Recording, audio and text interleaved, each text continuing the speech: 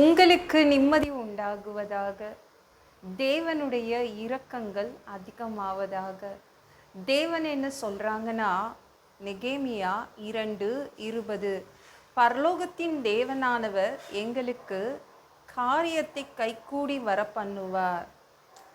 என்னங்க, என் கைக்கு ஏன் இதெல்லாம் வரமாட்டேங்குது, என் கைக்கு இதெல்லாம் ஏன் ஈஸியாக கிடைக்க மாட்டேங்குது? நம்மளுக்கு நிறைய ஆதங்கம் இருக்குதுல்ல. இது நம்ம கைக்கு வந்துட்டா நல்லா இருக்குமே, அது நம்ம கைக்கு வந்துட்டா நல்லா இருக்குமே, ஆனால் எதுவும் உங்கள் கை கூடி வரமாட்டேங்குது இல்லை. அது கஷ்டமாக இருக்குது. அது பெரிய ஏமாற்றத்தை கொடுக்குது. எப்படியாவது நான் நடத்திடலான்னு நினைக்கிறேன், ஆனால் அது என்னை விட்டு விலக்கி விலக்கி போகுது, என் கையை விட்டு போகுது. கவலைப்படுறீங்களா? என்ன பண்ணுறது?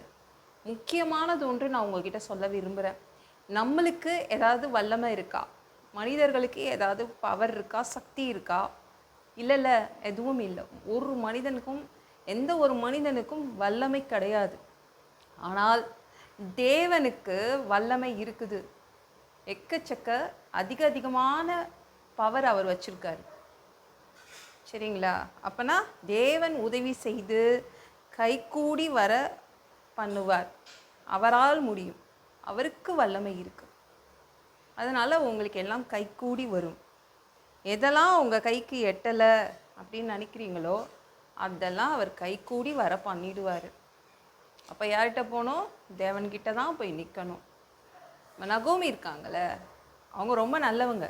அவங்க மருமகளை பார்த்துட்டு, உனக்கு குழந்தையும் இல்லை, உன் புருஷனும் இல்லை, நீ கல்யாணம் பண்ணிக்கோ தான் சொன்னாங்க. ஆனால் அந்த பொண்ணு இருக்காளே ரூத்து, சத்தமிட்டு அழுதாள். பயந்தே போயிட்டா. சத்தமிட்டு அழுகிறது. இப்போ நம்ம வீட்டில் ஒரு பிரச்சனை இருக்குன்னா, நம்ம பேசுகிறோன்னா, சில பேர் அதை பெருசாக எடுத்து ஒரு 10 வீடு கேட்குற மாதிரி அழுவாங்க. வீட்டில் நிறைய பேர் அது மாதிரிலாம் இருக்காங்க. அழ ஆரம்பிச்சிருவாங்க. நம்மளுக்கு பயமாக இருக்கும், அதை பேசவே பயமாக இருக்கும். ரூத் அப்படி தான் பண்ணான். சத்தமிட்டு அழுதுட்டா. அப்போ நிறுத்திட்டா நகோமி. அப்பா, இந்த பொண்ணுக்கிட்ட நம்ம எதுவும் பேசக்கூடாது. இந்த காரியம் எப்படி கல்யாணம் பண்ணட்டும்னு நினச்சா ஒத்துக்க மாட்டேங்கிறாளே, இந்த காரியத்தை எப்படி கைகூடி வர பண்ணுறது அப்படின்னு நினச்சிட்டு கவலைப்பட்டுட்டு விட்டுட்டா. பேசவே இல்லை, கல்யாணத்தை பற்றியே பேசலை. ஒரு நாள் ரூத் என்ன பண்ணான்னா, நகோமி கிட்ட சொன்னான், இந்த மாதிரி போவாஸ் என்பவர் ரொம்ப நல்லவர், அவர் வயலுக்கு தான் போனேன், அங்கே எனக்கு கோதுமை கதிர்கள்லாம் கொடுத்தாரு, நிறைய சாப்பிட்றதுக்கெலாம் கொடுத்தாரு, அவர் ரொம்ப நல்லவர் அப்படி இப்படின்னா. இதுதான் கரெக்டான டைமுன்னு நகோமி சொன்னான். அவர் நமக்கு நெருங்கின உறவுக்காரர், ரொம்ப நல்லவன் அவன். நீ அவனை கல்யாணம் பண்ணிக்கோ, அவன்கிட்ட கேளு, அடுத்த தடவை வயலுக்கு போனால் கேளு அப்படின்னு ஒரு வார்த்தை தான் சொன்னான். திரும்பவும் ரூத்து சத்தமிட்டு அழலை, அமைதியாக இருந்தா. சரி, நான் போய் பேசுகிறேன் அத்தை அப்படின்னு அவளே வயலுக்கு போய் பேச ஆரம்பித்தா அவளுடைய கல்யாணத்தை பற்றி. ஆண்டவர் என்ன பண்ணார்? கைகூடி வர செய்தார். அவர் உங்களுக்காக உங்களுடைய காரியத்தை கைகூடி வரும்படி செய்வார். சரிங்களா? ஐயோ, கைகூடி வரமாட்டேங்குதே, இது பண்ணிடலாம்னு நினைக்கிறேன், வேலை தேடிடலாம்னு நினைக்கிறேன், கல்யாணத்தை பண்ணி வச்சிடலாம்னு நினைக்கிறேன், இது பண்ணிடலாம்னு நினைக்கிறேன், ஏன் இப்படி இருக்குது அப்படின்றீங்களா? தேவன் அவரது வல்லமையை பயன்படுத்தி அது கைகூடி வரும்படி செய்துடுவாருங்க. சரிங்களா? பயப்படாதீங்க. நமக்கு தான் வல்லமை இல்லை, தேவன்கிட்ட எக்கச்சக்க வல்லமை இருக்குது. இந்த வீடியோ பிடிச்சிருந்துச்சுன்னா மற்றவங்களுக்கும் ஷேர் பண்ண மறக்காதீங்க. கர்த்தர் தாமே உங்களை ஆசீர்வதிப்பாராக. ஜெபம் பண்ணலாமா? அன்பு பிதாவே, உங்கள் பிள்ளைங்க உங்கள் பாதத்தில் வந்திருக்காங்கப்பா. சாமி, இரக்கம் செய்யுங்க, இறங்குங்க அப்பா. உங்கள் பிள்ளைங்களுடைய காரியம் கைகூடி வரலை, அதான் கவலைப்படுறாங்க. உங்கள் பிள்ளைங்களுடைய காரியம் எல்லாம் கைகூடி வரணும்ப்பா, ப்ளீஸ்ப்பா. உங்கள் பிள்ளைங்க பெரிய ஏமாற்றத்துடன் நிற்கிறாங்க. ஐயோ, இதெல்லாம் இப்படி நடந்துட்டா நல்லா இருக்குமேன்னு கவலைப்படுறாங்க.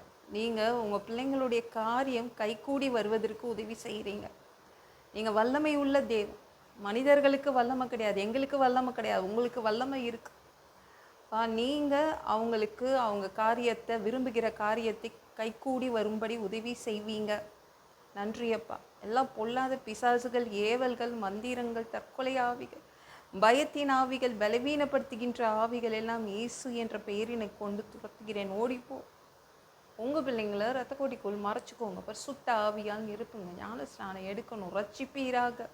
இயேசுவின் காயப்பட்ட தழும்புகளால் எல்லா வியாதிகளும், எல்லா பலவீனங்களும், கேன்சர் போன்ற வியாதிகளும் சரியாகுவதாக.